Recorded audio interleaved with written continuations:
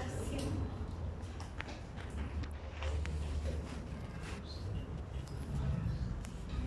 Yo creo que hoy día somos menos y hay mejor chance de que me escuchen, ¿no? ¿Me escuchan? Sí, doctor. ¿Ustedes están en ritmo? ¿Sí? ¿Me escuchan?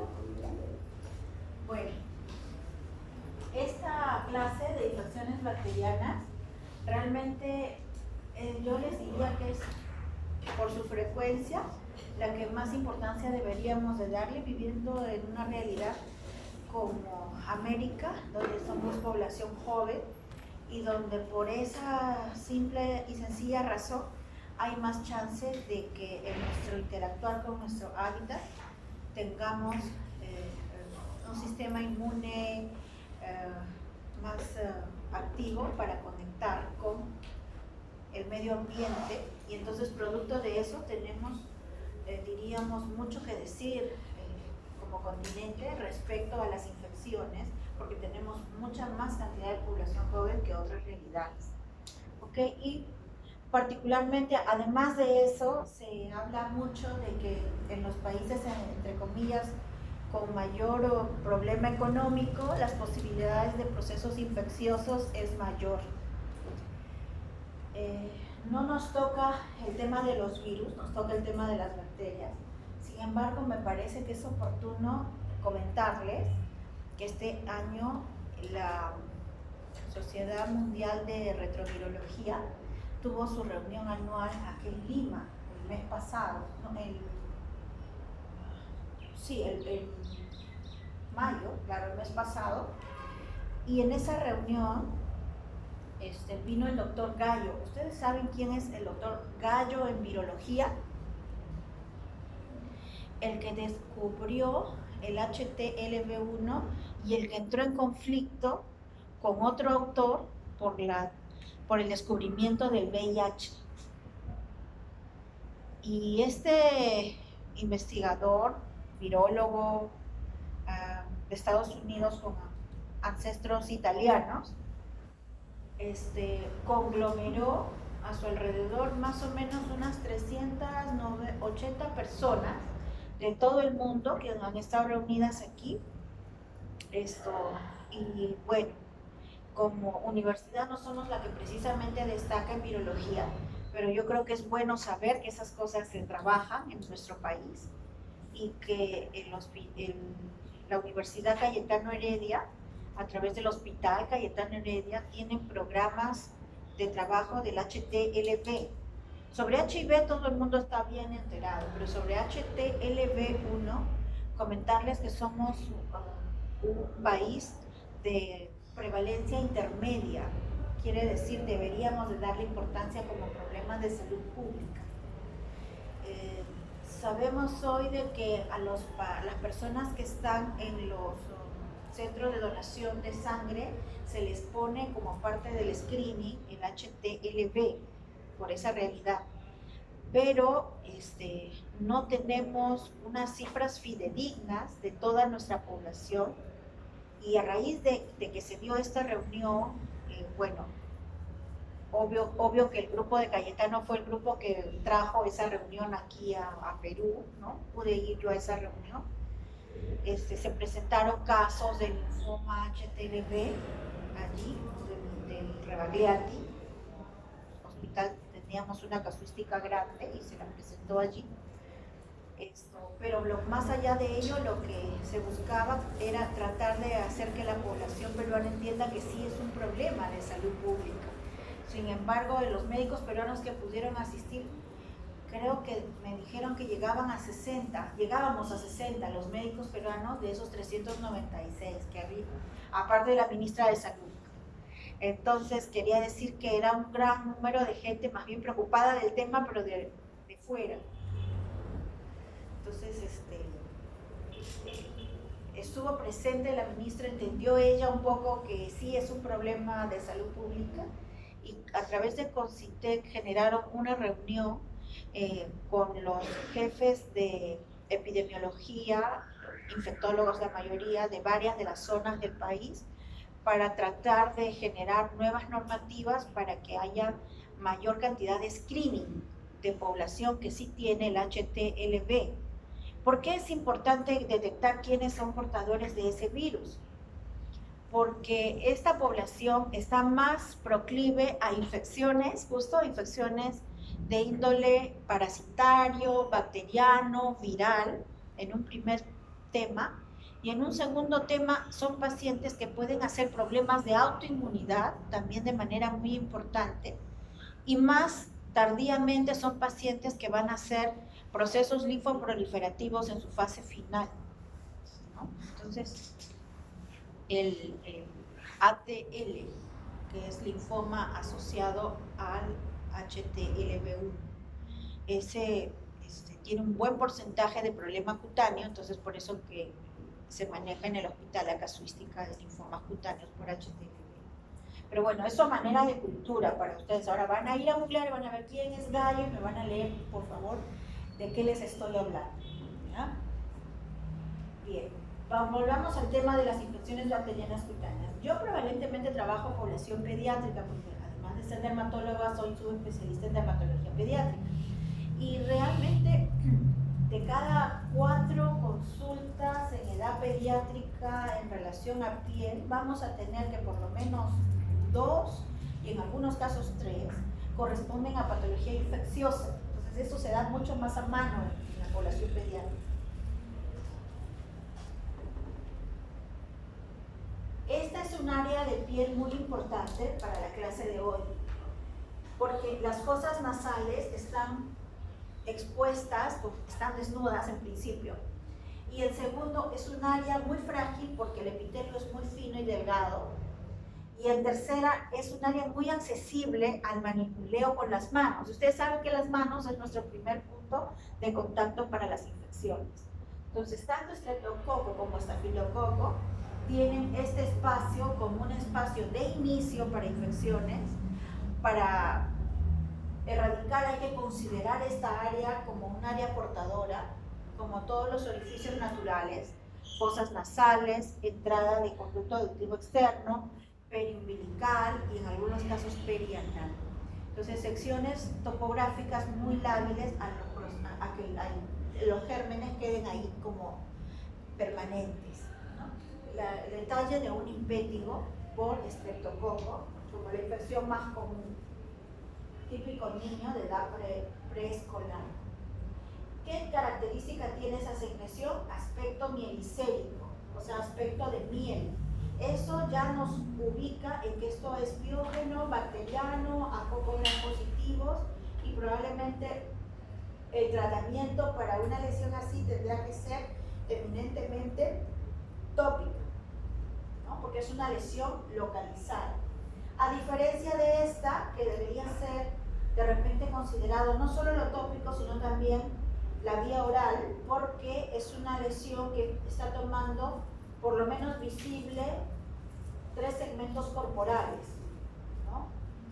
Cuello, tronco y parte de la raíz del hombro, o sea, ya son 3 segmentos corporales.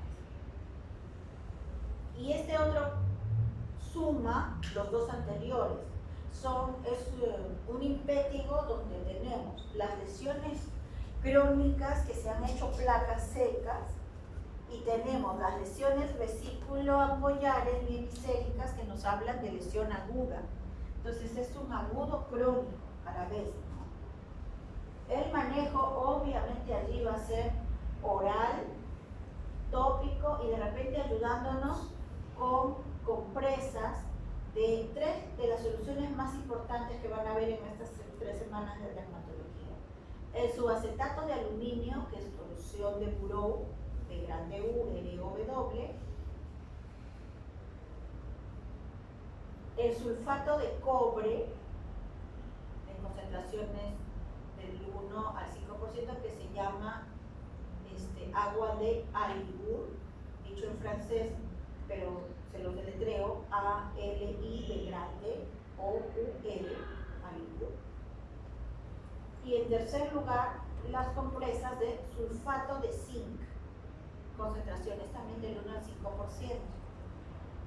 Hay quien considera como cuarta sustancia muy secante al permanganato de potasio, pero les digo, es bastante difícil de conseguir su bagaje de aplicación sean las 3 primeras, están bien. Recordar estos términos. La piel, el contacto con gérmenes. Si la piel, el contacto con gérmenes solamente pasa por una presencia transitoria de los gérmenes sin mucha multiplicación, llamaremos a eso contaminación, ¿no?, de gérmenes. Pero si el germen encuentra el espacio apropiado y empieza a hacer varias unidades formadoras de colonias, entonces vamos a hablar de colonización. Y si, además del aporte del germen que ha hecho muchas poblaciones, tenemos la respuesta de la piel, que es cambiar el pH, hacerlo más ácido para tratar de protegerse, autoprotegerse, hipersecreción sebácea para tratar también de generar una suerte de sustancia, sebo, que haga que los gérmenes no se impregnen en la piel. La misma inmunidad a través de las células de Langerhans que habíamos conversado, el procesamiento antigénico y respuesta del huésped ya a un antígeno ya procesado, y el propio microbioma propio de la piel, que en algún momento puede variar como elemento protector. Varían sus números en el número de gérmenes de, por ejemplo, estafilococo coagulasa negativo, de los diferentes gérmenes que están presentes normalmente en la piel, y el variar esos números ya genera digamos, una actitud de protección.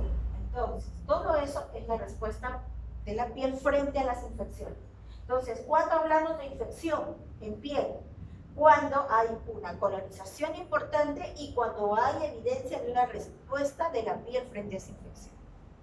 Entonces, ese concepto siempre ténganlo presente. Flora cutánea es el término antiguo para lo que hoy le llamamos microbioma.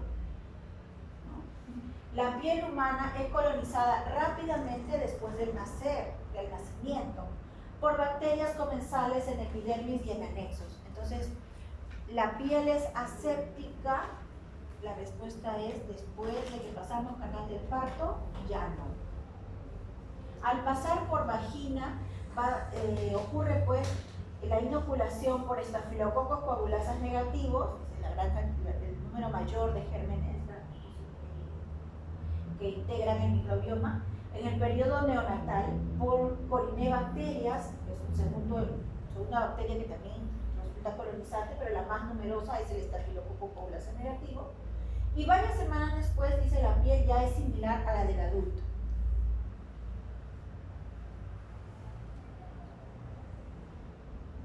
¿Cuáles son las bacterias consideradas parte del microbioma? El estafilococo coagulasa negativo, para algunas poblaciones el estafilococo aureus. ¿Qué poblaciones? Cárceles, orfelinatos, hospicios. Resulta que el Staph aureus ya pasa a ser elemento permanente, parte del microbioma, por eso se los pongo allí. Peptococcus, micrococcus, corineformes, que les ponía en la diapositiva anterior, corinebacterium, que le da al exquisito olor a las axilas, Brevibacterium, que le da exquisito olor a las plantas de pies a queso, Propionibacterium, que les suena a ustedes, que acné, colonización del anexo cutáneo inflamado, Acinetobacter, y que no es bacteria, que es hongo, Pityrospora. Todos esos elementos son componentes normales del microbioma cutáneo. Entonces, vale decir que si encontramos un cultivo que nos habla de presencia de alguno de ellos, tenemos que darle la interpretación de que eso no es infección, sino flora cutánea normal en los términos anteriores, y en los términos actuales, microbioma. Las más frecuentes bacterias patógenas, Streptococcus, Staphylococcus. Otros agentes bacterianos en las infecciones cutáneas, Clostridium, micobacterias atípicas, corinebacterias y bacilos gram negativos, que vamos a revisar en la clase. Este importante, las infecciones según su topografía cutánea. Las infecciones más profundas, hasta músculo. Las infecciones más superficiales, el impétigo, cuando el compromiso es de epidermis. Cuando el compromiso es de folículo piloso, la denominación va a ser foliculitis, forúnculo y antrax, dependiendo de la cantidad de inflamación. Foliculitis y la infección solamente se circunscribe a un folículo y solo uno, ¿okay? Visible, con reacción, digamos, perifolicular muy tenue e inespecífica. Forúnculo, que denota una reacción perifolicular muy intensa. Antrax, que se refiere a varios forúnculos entre los cuales se generan puentes de inflamación. Entonces, según el nivel de compromiso del folículo piloso, vamos a tener foliculitis, forunculosis o antrax. Cuando el compromiso es de glándula sudorípara, el término es hidroadenitis o hidrosadenitis. Ambos términos están bien. Donde tenemos gran cantidad de glándulas sudoríparas que pueden dar este tipo de infección. Axilas, línea de inserción de la cabellera, área glútea, cercana a los perianales, son las tres secciones más frecuentes donde puede haber hidroadenitis o hidrosadenitis. ¿Qué caracteriza a esta infección? Que ustedes clínicamente van a, de repente, no ver nada, sino van a palpar pequeñas nodulaciones y que al tocar son altamente sensibles, muy dolorosas, ¿ok? Y que están ubicadas en estas áreas que les estoy manifestando. El tratamiento obviamente va a tener que ser vía oral, porque si ustedes clínicamente no ven exudación, no ven pus, no van a dar algo externo. Si el compromiso es distal de los dedos, eso se va a llamar paroniquia. Si el compromiso es dermal, depende. Si es superficial, dermis superficial, le vamos a llamar a eso ectima. Si es dermis un poquito más profunda, le vamos a llamar erisipela. Vamos a ver todas esas entidades después. Si el compromiso es de vasos linfáticos, vamos a llamar a eso linfangitis. Si el compromiso es del celular subcutáneo, viene la celulitis, que todos la conocemos, con ella siempre nos chocamos. Si el compromiso es de fascia muscular, fasciitis necrotizante. Si el compromiso es de músculo, piomiositis o mionecrosis. Hasta fascia muscular da lesiones clínicamente visibles. Las piomiositis y mionecrosis muchas veces son de clínica silente. Son áreas con dolor y que a la resonancia van a encontrar verdaderas cisternas donde hay acúmulo de pus.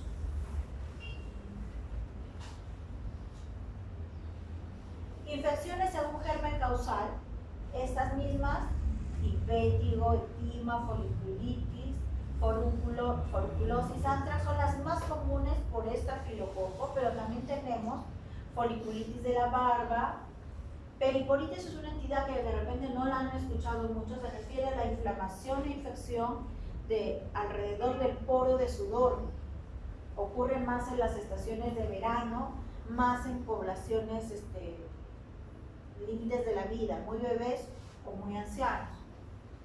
Hidrosadenitis, hasta aquí son infecciones de estafilococo como muy frecuentes. Y estas otras tres entidades, síndrome de la piel escaldada, síndrome del shock tóxico y escarlatina estafilocócica, se consideran enfermedades mediadas por toxinas. O sea, no solo es la presencia del germen, sino las toxinas que ellos van a liberar, las que al interactuar con ciertos receptores que los pacientes tienen, se va a generar una respuesta en cadena como una bomba atómica. ¿Okay? Entonces, el síndrome del shock tóxico tiene una triada, por ejemplo, fiebre, rash e hipotensión. Entonces, es un paciente que va a terminar en UCI en pocas horas. Síndrome de piel escaldada, van a ser grandes placas denudadas de inicio súbito, que van a requerir tratamiento muchas veces endovenoso, anticoagulantes positivos, y dependiendo de la extensión se tendrá que hospitalizar o no al paciente. El estado general allí generalmente es bueno, a diferencia del shock tóxico, que sí es gravísimo. Entonces, diferenciar quién está en shock tóxico, quién está en piel escaldada, es parte de la buena observación y de la buena evaluación del paciente. Y escarlatina estafilocócica, ustedes ya viven otra época. La escarlatina es una infección muy masiva antes, ahora no, pero siempre está vinculada al estreptococo. Sin embargo, hay una subvariante vinculada al estafilococo. Detalle de que los impétigos son altamente contagiosos. Donde hay niños, todos se tocan, todos se contagian. Impétigo costroso es el impétigo por el estreptococo, ese es el costroso. Aquí la lesión elemental es una vesícula o una pústula tan transitoria que casi nunca la vemos, y de frente vemos la costra mielicérica. Aquí no hay síntomas constitucionales y en algunos casos vamos a tener adenopatías cercanas, como en un 90%, siempre que haya infecciones prolongadas, y en otros casos no. Detalle del impétigo costroso, de esta localización que ya hablamos. ¿Por qué es importante el tratamiento del impétigo costroso? Porque hay cepas que son nefrogénicas y no siempre vamos a saber, pues, si está en este subtipo de cepa nefrogénica o no, así que por eso se decide tratar a todos. Bueno, ¿cuáles son las nefrogénicas? Las cepas 49, 55, 57 y 60, y las cepas M tipo 2. ¿Y por qué se consideran nefrogénicas? Porque van a dar alta posibilidad de glomerulonefritis postestreptocócica, que hoy por hoy todavía lo vemos en nuestra población. Detalle de aquí que hay costra y hay bula. La costra nos sugiere estreptococo y la bula nos sugiere el impétigo buloso, que es más bien que se le atañe al estafilococo. Podría haber una lesión mixta aquí, si alguien me pregunta, bueno, habrá que hacer el cultivo. ¿De dónde se saca el cultivo? ¿Del techo o del piso de la ampolla?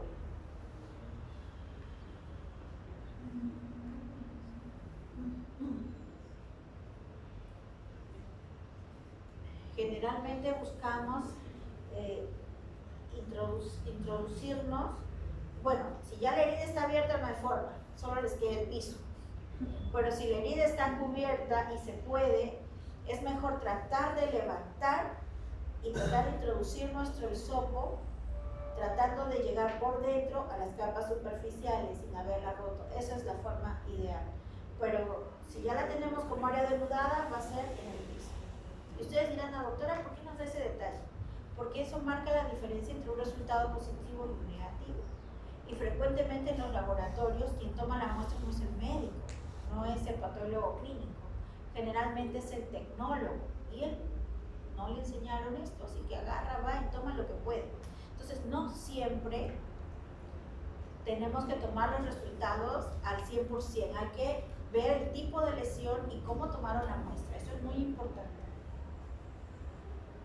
Bien, entonces el impétigo buloso vamos a asociar a estafilococo, el estafilococo aureus fago del grupo 2, y la toxina involucrada en la exfoliatina, que puede ser exfoliatina tipo A o tipo B, que va a favorecer la denudación de las áreas, y entonces podemos tener como la lesión que les he presentado adelante, ¿no? Hay una rápida progresión de vesículas a ampolla. Nikolsky negativo, ¿por qué? Porque la tengo que diferenciar de la ampolla del pénfigo, que tiene un Nikolsky positivo, que ya lo van a estudiar en la clase de pénfigo. Y histológicamente, bueno, me van a decir, doctora, pero nadie dio un impético. Bueno, sí, pero académicamente tenemos que decirles que es una vesícula subcórnea o de capa granular o subcórnea, donde hay esponjosis además y hay edema e infiltrado agudo y crónico a la vez. Detalle de un impétigo buloso bastante más claro que el anterior. Acá no hay nada de costra, solo hay bula. Y aquí, ¿qué ha ocurrido? Sobre una dermatosis, que es un eczema nummular, hay una en la cual hay una placa de aspecto de moneda, con lesiones costrosas, finitas, papulares costrosas. Acá podrían haber algunas vesículas, aspecto disidrosiforme, pero acá sobrepasa lo disidrosiforme y vemos verdaderas costras emblemáticas. Entonces hay que reconocer que aquí hay una dermatosis primaria y sobre ella una infección secundaria, eczema nummular. Y acá también hay una infección secundaria, pero de otro diagnóstico, el de acarosis. Acarosis es una entidad muy pruriginosa, entonces la persona rasca desesperadamente e inocula bacterias allí. Y si tenemos que dar tratamiento a esta lesión, ¿con qué tratamiento empezamos? ¿Con el antiacarósico o con el antibacteriano? A ver, sentido común. Despierten los que están dormidos. Ya, por regla, no se olviden, de aquí hasta que sean médicos de 70 años, primero van a tratar la infección bacteriana y después van a poder tratar la acarosis. ¿Por qué? Porque todos los tratamientos antiacarósicos van a ser irritantes. Entonces, si ustedes sobre eso que ya está irritado le agregan más irritación, van a mandar al paciente a 1 kilómetro más lejos de donde está. ¿Ok? Entonces, ¿qué hay que hacer? Hay que brindar una solución como las que le manifesté, o buró, o alibur, o zinc. De repente les ayuda un poco este dato. Buró, cuando hay bastante inflamación y bastante costra, nos ayuda. Agua de alibur nos ayuda cuando predominan sobre todo las costras más que la inflamación. Y zinc, cuando la piel dice, ay, no me toques, o sea, está desesperadamente inflamado y no tolera nada, es el sulfato de zinc. Permanganato de potasio no entra en esta lista porque lo que hace el permanganato de potasio es un potente secante.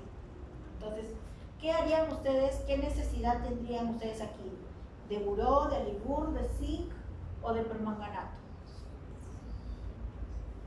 Sí, correcto. Sulfato de zinc podría ser una buena opción porque esto se ve altamente irritado, pero también tengo costras que liberar. Perfecto. Y después de las compresas vamos a aplicar un principio activo tópico antibacteriano. ¿Qué opciones tenemos? Tenemos la mupirocina, tenemos el ácido fucídico y antiguamente se contaba con gentamicina, se contaba con bacitracina y se contaba con neomicina. Digo antiguamente porque hoy se dice que estos 3 productos tienen alto potencial de hipersensibilidad tópica. Entonces, por eso es que no se usan. Sin embargo, si ustedes ven las prescripciones en Estados Unidos, el antibiótico más prescrito es el Neosporin. Y el Neosporin es neomicina. Y dicen que es el antibiótico tópico más recetado por los pediatras en Estados Unidos. Sin embargo, cuando leemos el inserto del Neosporin, ¿qué dice? Útil para prevención sobre pequeñas heridas y para prevención de cuidado postoperatorio profiláctico. Eso es lo que dice. Entonces no dice para esto, pero lo usa para todo. Entonces, atentos con esas indicaciones. Es preferible usar los otros productos que les sean más fáciles. Sí. Entonces, la combinación del ácido fucídico como la betametasona. Ya, esa asociación sería de utilidad de repente en líneas más atrás. Soy en las líneas más adelante. Aquí. Porque si ven, la lesión inflamatoria es media subaguda. Entonces, para eso podría apelar el corticoide. Y para mi infección que está solapada, pero que no es muy intensa, podría ir el ácido fucídico. Realmente las indicaciones para las asociaciones, y buena tu pregunta, porque además, esa es una muy nueva, pero ahorita tenemos que hablar de las clásicas composiciones de A3, del notil, nodial, multimicin, generalmente de a 3 antibióticos. Perdón, antifúngico, antibacteriano y corticoide en un solo producto. ¿Ya? Esos son los elementos que más salen en farmacias en general. Sin embargo, prácticamente la única indicación es este estado que nosotros le llamamos subagudo, o sea, de lo crónico y de lo agudo casi juntos. ¿Okay? Solamente en esos casos deberíamos usar productos de A3. Y debería ser indicación del dermatólogo más que del médico general, porque sabemos nosotros identificar cuándo estamos en un estado subagudo. Sin embargo, son los productos más vendidos en las farmacias.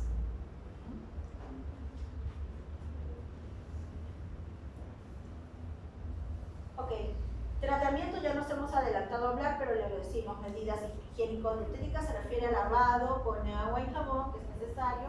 Tratamiento tópico en formas localizadas, que involucren remoción de costras, por eso es que los antibióticos es mejor tenerlos a veces en presentaciones ungüento para tratar de ablandar las costras. Pomadas tópicas, cuando hablamos de pomada hablamos de algo graso, ¿no? Ungüento, ointments, con antibiótico, con ácido del tipo ácido fucídico, mupirocina, de preferencia aplicados 3 veces al día. Hay estudios de medicina basada en evidencia que comparan ácido fucídico, mupirocina con dicloxacilina, por ejemplo. Y se dice que en lesiones localizadas y muy pequeñas equiparan, están al mismo nivel. Opciones orales. Les pongo primero cefalexina porque estoy hablando del jarabe para el niño pequeño, ¿okay? Que la dicloxacilina en jarabe es lo más horrible que existe. Es amargo, amargo de los amargos. Entonces, por eso es de que les pongo primero cefalexina, después dicloxacilina. En adultos no, se invierte. Dicloxacilina tableta o cefalexina abajo, o sea, abajo. Amoxicilina clavulánico. Algo que ustedes como cultura médica deben de tener en cuenta. Amoxicilina sola no tiene buena biodisponibilidad para piel. Descartada, sáquenlos de sus listas. Pero amoxicilina clavulánico sí es una buena opción, pero no es para todas las infecciones cutáneas. Siempre tienen que pensar primero en cefalexina, dicloxacilina y en tercer lugar en amoxiclavulánico para aquel paciente que no ha respondido a los anteriores o que ustedes piensan que necesita una amplia cobertura, más allá del gran positivo, ¿no? Eritromicina para los alérgicos a los anteriores, claritromicina en algunos casos muy puntuales, según cultivo, porque también pueden haber cultivos que nos expresen que necesitan esto, y clindamicina también como muy buena opción para los alérgicos a las anteriores. Mención aparte, los cultivos positivos a cepas meticilino resistentes. ¿Han escuchado del MRSA? Ya pasaron infectología. Bueno, eso está evolucionando en nuestro país. En principio se decía, no, solo en Estados Unidos y en casos importados, de allá vienen poblaciones que en la comunidad tienen infecciones cutáneas por gram positivos meticilino resistentes. Sin embargo, ya hay algunas series de casos publicados locales donde sí se encuentran pacientes que no han viajado y que sin embargo están presentando infecciones de la comunidad con MRSA. Entonces, ¿qué se tiene que hacer en esos pacientes? Tenemos que hacer una labor epidemiológica, desfocalizarlos, quitarlos del estado de portador, porque si no nuestras poblaciones se van a llenar de esos antivirales. Entonces, ¿cómo se le quita el estado de portador? 5 a 7 días de baños de clorexidina. 5 a 7 días de baños de clorexidina. ¿Ah? ¿Lo han conversado en infectología? Esto es un diagnóstico de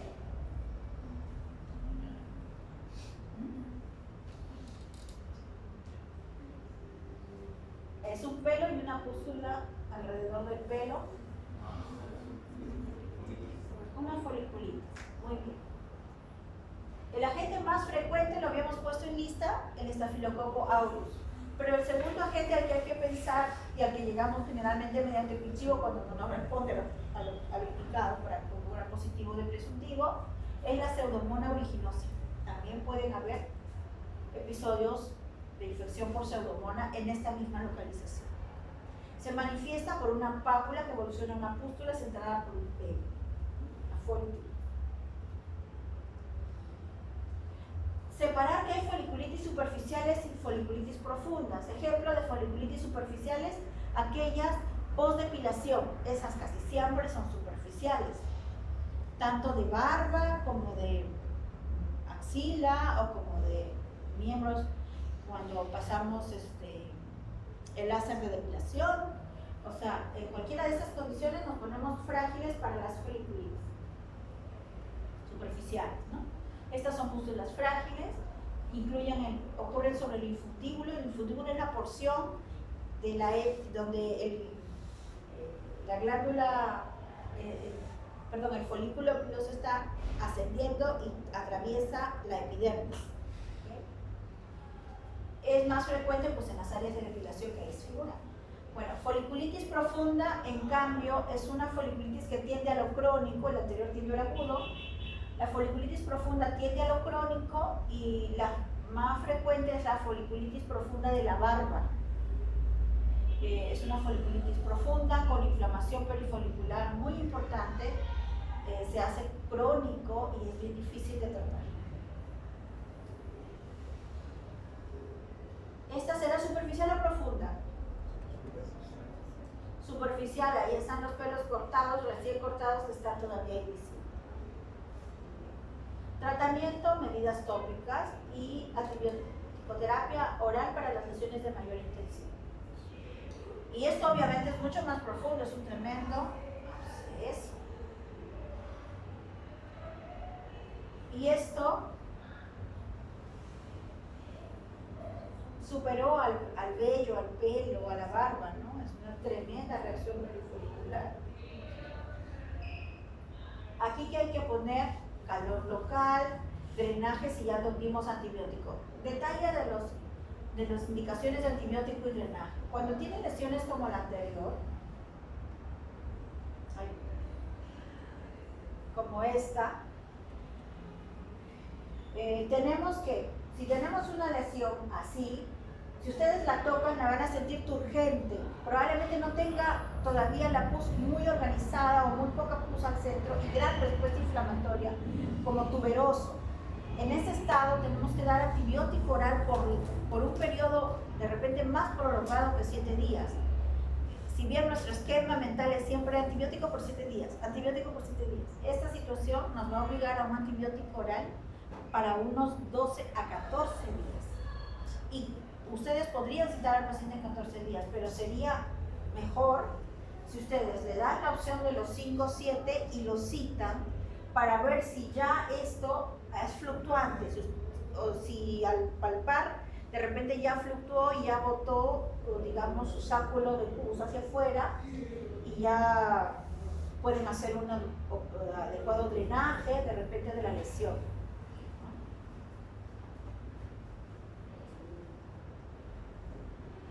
Bien.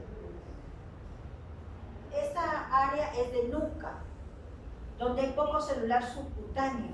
Entonces, el poco celular subcutáneo rápidamente es invadido en esta infección. Entonces, acá hay forúnculos y entre ellos hay muchas conexiones. Entonces, eso se llama antrax.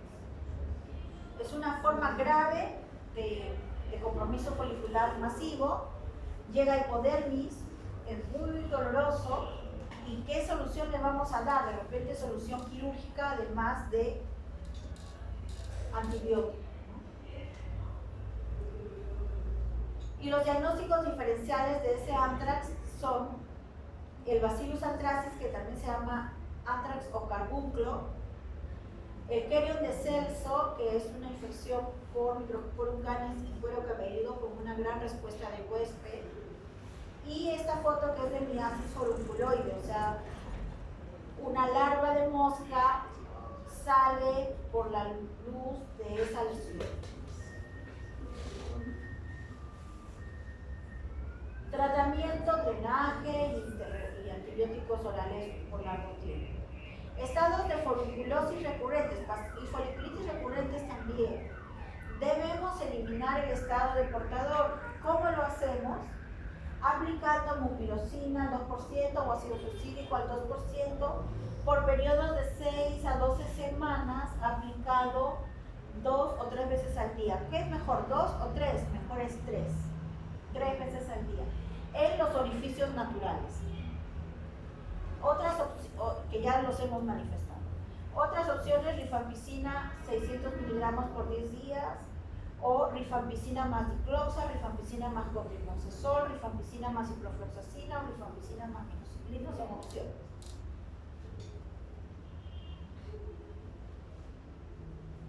¿Qué es esto? Es una erisipela. Hay que diferenciarla mucho de la celulitis. Clínicamente ese dato es muy útil. ¿Por qué decimos que es erisipela? Miren, predomina el tono rojo intenso por encima de todos los signos de inflamación. Hay incluso zonas donde parece la piel de naranja, la clásica piel de naranja de la erisipela. Y bueno, en este caso hay alguna bula para hablarnos de algo muy inflamatorio. Localización más frecuente de la erisipela, piernas y mejillas. Tercero, vamos a ver que el límite final de la erisipela se vislumbra muy bien. Aquí ustedes pueden decirme cuál es el límite, es aquí. Esta es una rodilla que está doblada, ¿no? O sea, muslo, rodilla y pierna. Y el límite de la erisipela justo donde termina la rodilla, empieza la erisipela. En una erisipela lo puedes diferenciar, en una celulitis no. En una celulitis todos los signos de flabosis están al unísono. Erisipela de mejillas. Ahí el agente causal es Streptococcus beta-hemolítico grupo A y es una inflamación de la dermis superficial y de los vasos linfáticos. Puede haber puertas de entrada, heridas, algo que ha ocasionado el ingreso del germen y las características que ya les manifesté. La localización más frecuente, ya se las dije, miembros inferiores y mejillas. Se acompaña de fiebre, malestar general, leucocitosis con alta cantidad de polimorfos nucleares, recidivas frecuentes si no los tratamos bien. ¿Y cuál debería ser el tratamiento? Reposo como primera medida si es de extremidades, aplicación de compresas húmedas, soluciones ahí sí de permanganato de potasio, por ejemplo, si queremos secar rápido, sulfato de zinc o agua de limón, que es el sulfato de cobre. Se pueden usar cremas o pastas si acaso hay heridas, ¿no? Los casos de erisipela leve podría darse vía oral, pero en la mayoría de casos se llega el paciente ya para viento venosa, casi siempre. Y nuestra primera elección de viento venosa debe ser penicilina. Eso sí tiene que estar claro. La costumbre de nuestra época, de ahorita si van a las emergencias, es dar penicilina endovenosa. No, es dar ceftriaxona, casi siempre. Pero eso está bien para celulitis. Pero si estamos seguros de que clínicamente ustedes tienen una erisipela, no va a ser la mejor opción. Va a tener que ser penicilina G sódica, 4 millones endovenoso cada 6 horas como dosis estándar. Y estas son las opciones orales. Y a los alérgicos el hidroiclérico. G sódica, ahí les puse 2 millones cada 4, pero lo que se estila más es dar entre 2 y 4 millones cada 4 a 6 horas. Y para los alérgicos recién viene la opción de vancomicina. Profilaxis de las recurrencias, la penicilina benzatínica es la que generalmente nos sirve para poder generar profilaxis, porque les dije que podía ser recurrente. La dosis 1.200.000 unidades cada 3 a 4 semanas. ¿Y esto qué es? No es erisipela, evidentemente.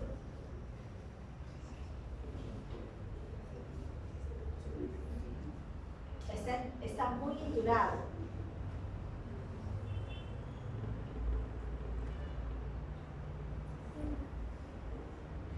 Si juntamos los 3 signos de flebosis a la vez, podemos decir que esto nos lleva más hacia lo más común, que es la celulitis.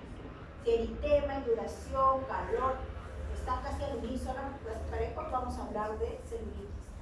Volvamos a la foto anterior. alguien me podría decir que esta celulitis es un poquito particular porque tiene algunas vesiculaciones.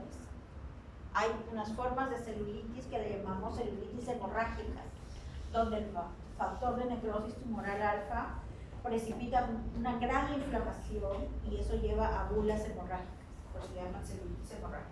Bueno. Etiología más frecuente, comparten estrepto y estafilo, muchas veces están los dos. Ocurre secundario a un traumatismo previo, muchas veces por eso, o a veces también hay tiñas peritis hidróticas, por donde puede ser puerta de entrada para la celulitis de la piel. También hay que investigar eso. La clínica ya la estamos repasando, la diferencia con el pelalantina clara, las linfadenopatías regionales pueden estar presentes y lo más grave es que se haya generalizado la infección a bacterias. Esto es el detalle de una bula bajo unas lesiones denudadas hemorrágicas. Les decía que eso más propiamente se llama celulitis hemorrágica. Y el tratamiento en este caso es cobertura antibiótica amplia y 2, para el factor de necrosis tumoral que damos corticoides, parece mentira, prednisona 0.75 miligramos por kilo de peso por 5 días.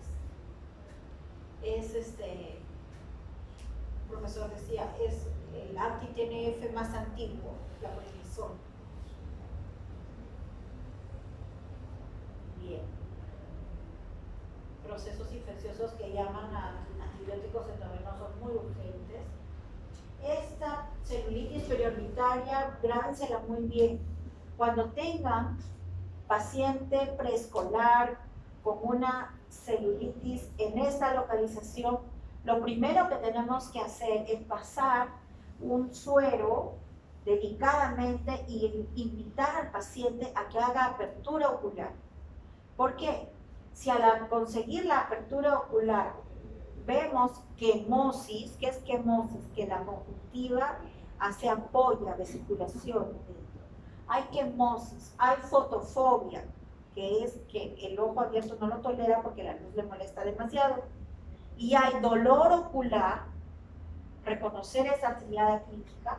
Entonces vamos a estar frente a una celulitis que ya comprometió el orificio y por donde pasa el nervio ocular, y tenemos que tomar una medida muy urgente porque nervio ocular comprimido por un proceso perineural puede, de 3 días, 72 horas, puede llevar a la ceguera a la persona que lo sufre si no ha habido la atención apropiada. La primera medida es empezar un antibiótico endovenoso urgente, pero también hay que hacer de repente la descompresión de ese nervio. Entonces, eso no lo va a hacer el médico que esté en la emergencia, sino ya va a tener que pedir apoyo de interconsulta a cirugía de cabeza y cuello, probablemente, cirugía de urgencia, a salvar esos ojos, porque a mí me han tocado pacientes que están 4 días en emergencia, no les han abierto el ojo, y cuando llegan al servicio y estamos en el 5.º día, hacemos el suero, abre el ojo, el hombre ya no ve nada. Y yo sé que no va a volver a ver más, porque ese nervio ocular ya fue transgredido hace rato. Entonces, atentos con esa triada clínica. Y por favor, no más cegueras. ¿Está bien? Por lo menos de vuestra práctica. Lo mismo, ya se los dije. ¿Qué factores de riesgo hay para celulitis? Por la entrada traumática ya la dijimos, enfermedad vascular periférica se considera, usuarios, en el caso de extremidades, ¿no? Usuarios de drogas intravenosas y diabetes, obesidad y malnutrición.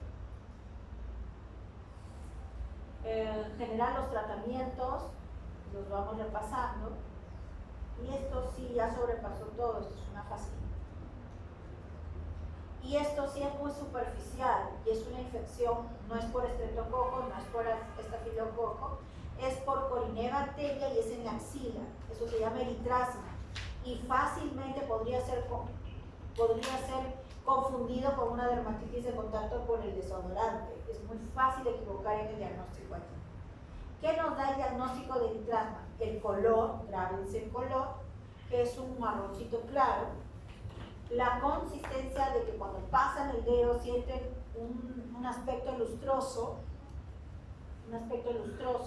y esa situación como en gota, vean ustedes el detalle clínico, el área de axila y estas gotitas, eso les da ayuda para el diagnóstico del litrasma. Tratamiento, clindamicina o eritromicina en presentaciones, solución o gel, según lo que quieran aplicar, por 14 días. Más en obesos, diabéticos, en climas cálidos es que hay que pensar en esta infusión, y casi siempre es axilas o ingles, zonas de alto calor. Rápidamente pasamos a la otra clase que les dije que era mucho más cortita, que es la de parafilias.